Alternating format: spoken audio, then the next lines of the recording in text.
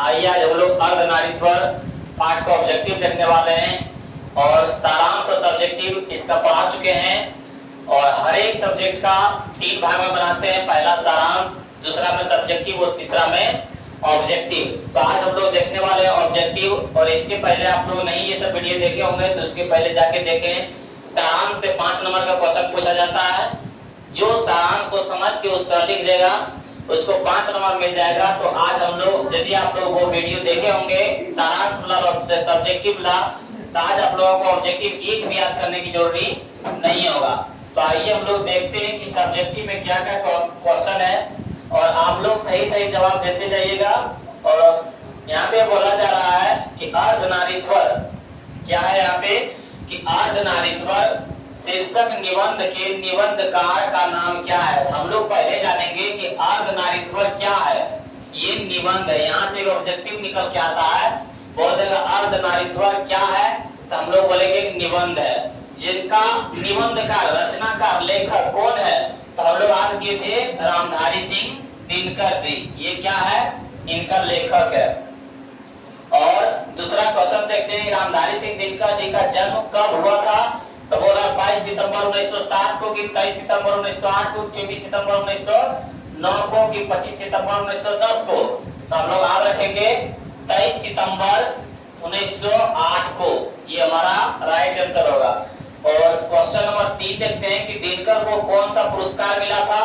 तो हम लोग बोले थे कि ये पद्म भूषण मिला था। इनको कौन सा पुरस्कार मिला था, तो पद्म भूषण मिला था। तो ये इसका राइट आंसर हो जाएगा 3 के 1।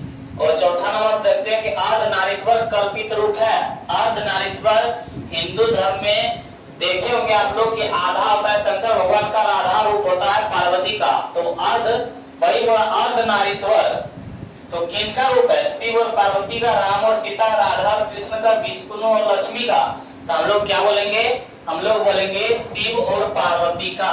किसका हो जाएगा, शिव और पार्वती का। राइट आंसर हो जाएगा हमारा ए।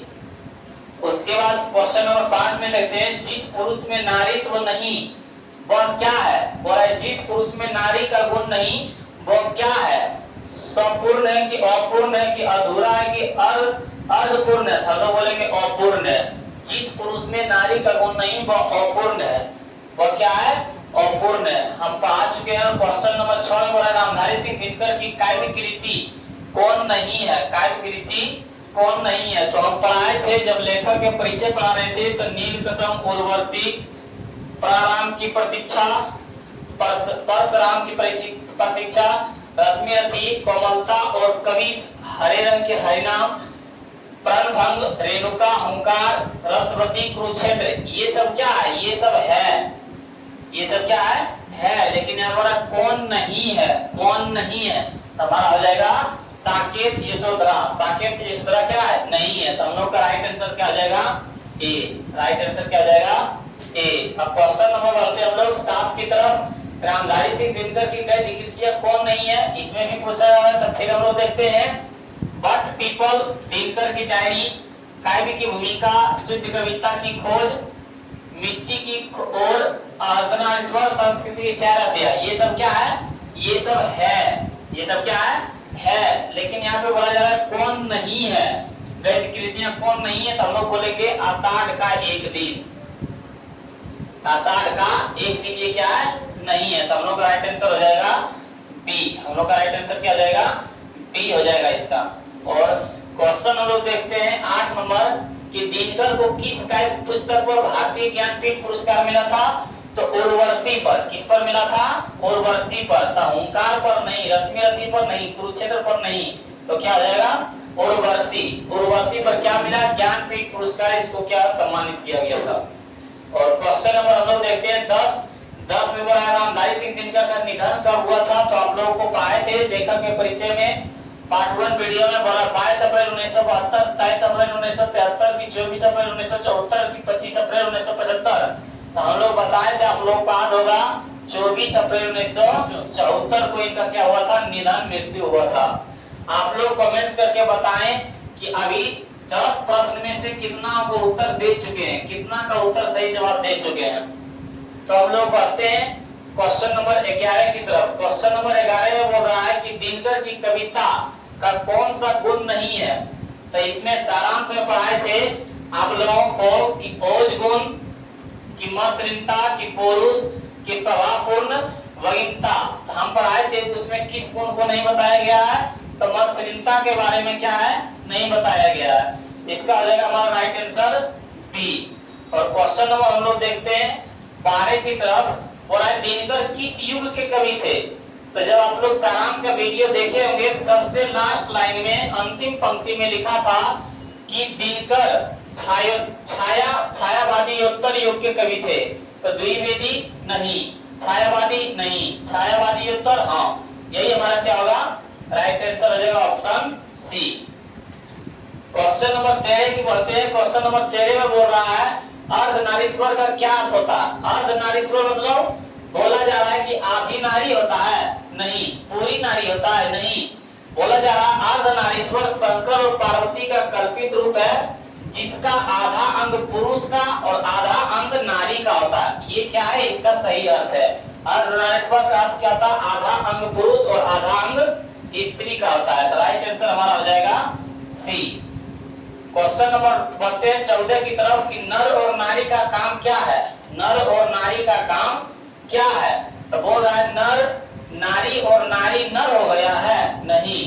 पर नर कुदाल चलाने वाला बलशाली किसान और नारी का काम अछोड़ना पछोड़ना है। हाँ यही है कि नर जो है बाहर का काम करने लगा और जो नारी है वो घर के काम करने लगे हैं। तो वही बोल रहा है कि नर और नारी का काम क्या है? हमारा राइट आंसर हो जाएगा बी। और क्वेश्चन नंबर बढ़ते हैं। क्वेश्चन नंबर आगे है हमारे पास 15 नंबर में कि प्रेमचंद्र थे। क्या बोला जा रहा है? प्रेमचंद्र थे। तो प्रेमचंद्र क्या थे? गीतकार, कि कथाकार, कि फिल्मकार, कि संगीतकार? तो हम लोग पढ़े थे कि प्रेमचंद्र कथाकार है। क्या है? कथाकार है। और क्वेश्चन नंबर हम लोग बढ़ते हैं 16 की ओर कि संस्कृत के 4 अध्याय किसकी कृति है? संस्कृत के 4 अध्याय किसकी कृति है? तो हमारे बोलेंगे रामधारी सिंह दिनकर जी का। रामधारी सिंह दिनकर जी का। और संस्कृत के 4 अध्याय पर इनको कौन मिला था? कौन पुरस्कार मिला था? तो साहित्य अकादमी पुरस्कार। साहित्य अकादमी पुरस्कार। 100 से संस्कृत, 100 से साहित्य होता है। याद रखना कि संस्कृत के 4 अध्याय पर दिनकर जी को क्या मिला था? तो साहित्य अकादमी पुरस्कार मिला था। हम लोग बढ़ते हैं 17 नंबर की ओर। रामधारी सिंह दिनकर की रचनाकार कौन सी है? तो रामधारी सिंह दिनकर की रचनाकार कौन सी है? उसने कहा था कि जूठन, की त्रिच, की अर्धनारीश्वर। तो अर्धनारीश्वर क्या है? अर्धनारीश्वर। राइट आंसर हो जाएगा हमारा डी। क्वेश्चन नंबर बढ़ते हैं 18 की ओर कि युद्ध और शांति समस्या पर लिखी गई काव्य है। युद्ध और शांति किसमें बताया गया है? नील कुसुम में, कि कुरुक्षेत्र में, कि द्वंद्व गीत में, कि रश्मि रथी में? तो हम लोग रखेंगे कुरुक्षेत्र में। कुरुक्षेत्र में क्या युद्ध और शांति के बारे में बताया गया है। क्वेश्चन नंबर 20 है गांधारी थी। गांधारी कौन थी? दुर्योधन की माँ, की कृष्ण की माँ, की अर्जुन की माँ, की बलराम की माँ? हम लोग रखेंगे दुर्योधन की माँ थी कौन? गांधारी। तो आप लोग 20 क्वेश्चन का जवाब दे चुके हैं और उसमें आप लोग बताइए कि 20 क्वेश्चन में आप लोगों को कितना सही हुआ है। और फिर हम लोग बढ़ते हैं क्वेश्चन नंबर 21 की तरफ कि पुरुष रूप तो वृक्ष बन गया पर नारी को उसने बना दिया। पर नारी को उसने क्या बना दिया? हाँ हाँ भाई बोला पुरुष रूप तो वृक्ष बन गया पर नारी को उसने बना दिया। क्या बना दिया? कली की लहर, की लता, की छाया। तो हम लोग बोलेंगे लता। जिस प्रकार लता वृक्ष पर निर्भर रहती है और वृक्ष को कट जाने से लता का भी अस्तित्व मिट जाता है, उसी प्रकार पत्नी किस पर निर्भर रहता है? पति पर। यदि पति उसका विनाश हो गया तो पत्नी का भी अस्तित्व खत्म हो जाता है। तो वही बोले पत्नी जो होता है किस प्रकार होता है? एक लता की तरह होता है। और क्वेश्चन बढ़ते हम लोग 22 की तरफ कि कामिनी अपने साथ क्या संग लाती है? तो कामिनी बोला है यहाँ पे कि यामिनी जैसी। कामिनी किसकी जैसी? यामिनी जैसी लाती है। और क्वेश्चन नंबर 23 देखते हैं कि दिनकर जी का जन्म कहाँ हुआ था? तो हम लोग पढ़ेंगे कि बेगूसराय के सिमरिया में। कहाँ हुआ था? तो सिमरिया में। हम लोग पढ़ा चुके हैं ये सब। आप लोग जवाब दीजिए। तो सिमरिया राइट आंसर हो जाएगा वो कहाँ पे? बिहार के बेगूसराय सिमरिया में। और जो भी देखते हैं रामधारी सिंह दिनकर का जन्म कब हुआ था, तो पहले क्वेश्चन में बता चुके हैं। आप लोग ये क्वेश्चन का जवाब कमेंट्स बॉक्स में जरूर दें। आप लोगों को ये क्वेश्चन हम बता चुके हैं 1927, 1908, 1956 की 1964। आप लोग जरूर बताइए कमेंट्स बॉक्स में। और हम लोग बढ़ते हैं क्वेश्चन नंबर 25 की तरफ कि दिनकर जी को भारतीय ज्ञानपीठ पुरस्कार उनकी किस कृति पर मिला था। ये भी आप लोगों को बता चुके हैं किस कृति पर उनको मिला था ज्ञानपीठ पुरस्कार, भारतीय ज्ञानपीठ पुरस्कार। तो उर्वशी पर। किस पर मिला था? उर्वशी पर। क्वेश्चन देखते हैं हम लोग 26 में पढ़ा अर्धनारीश्वर किसकी रचना है? अर्धनारीश्वर किनके द्वारा लिखा गया है? दिनकर जी की, बालकृष्ण भट्ट की, मलयज की, मोहन राकेश। तो हम लोग क्या बोलेंगे? दिनकर जी, रामधारी सिंह दिनकर जी द्वारा लिखा गया है।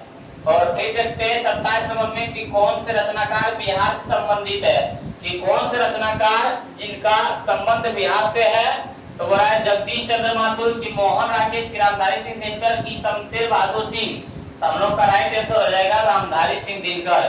बिहार के बेगूसराय के सिमरिया में इनका जन्म हुआ था। तो बेगूसराय कहाँ है? बिहार। तो बिहार से संबंधित है। और क्वेश्चन देखते हैं फिर 28 में बोला कि किस रचना की पंक्ति है? किस रचना की पंक्ति है? नारी स्वप्न है, नारी दुग्न है, बाह पर झूलती हुई जूही की माला, नारी पुरुष की। ये सब किसके बारे में बताया है? किस कहानी में? और भाई किस पंक्ति से लिख दिया गया है? तो बोला कि इनके लेखक कौन है? प्रेमचंद की, अज्ञेय की, मोहन राकेश की, रामधारी सिंह दिनकर जी। तो हम लोग क्या बोलेंगे? रामधारी सिंह दिनकर जी। ये अर्धनारीश्वर में बात बताया गया है। तो अर्धनारीश्वर के लेखक कौन है? रामधारी सिंह दिनकर जी। और क्वेश्चन नंबर हम लोग बढ़ते हैं 29 की तरफ। 29 में बड़ा रामधारी सिंह दिनकर का काव्य रचना है। दिनकर जी का काव्य रचना क्या है? परशुराम की प्रतीक्षा के, अर्धनारीश्वर की, मिट्टी को बट वृक्ष। हम लोग क्या बोलेंगे? अर्धनारीश्वर। क्या है? अर्धनारीश्वर है। और क्वेश्चन नंबर देखते हैं। क्वेश्चन नंबर हमारे पास है 30 की किस रचना पर दिनकर जी को साहित्य अकादमी पुरस्कार मिला? तो किस रचना पर मिला था? 100 से साहित्य अकादमी, तो 100 से संस्कृत के 4 अध्याय। इसी पर क्या मिला था? दिनकर जी को साहित्य अकादमी पुरस्कार मिला था। और आपका लास्ट क्वेश्चन यही है 30 नंबर तक। और आप लोग बताइए कि 30 नंबर में आप लोग कितना जवाब दे चुके हैं। एक बार कमेंट्स करके जरूर बताएं कि 30 में 30 आप लोग कितना जवाब दिए हैं। और यदि आप लोगों को ये वीडियो सही लगा होगा तो अपने दोस्तों के पास शेयर करें और लाइक भी करें। धन्यवाद।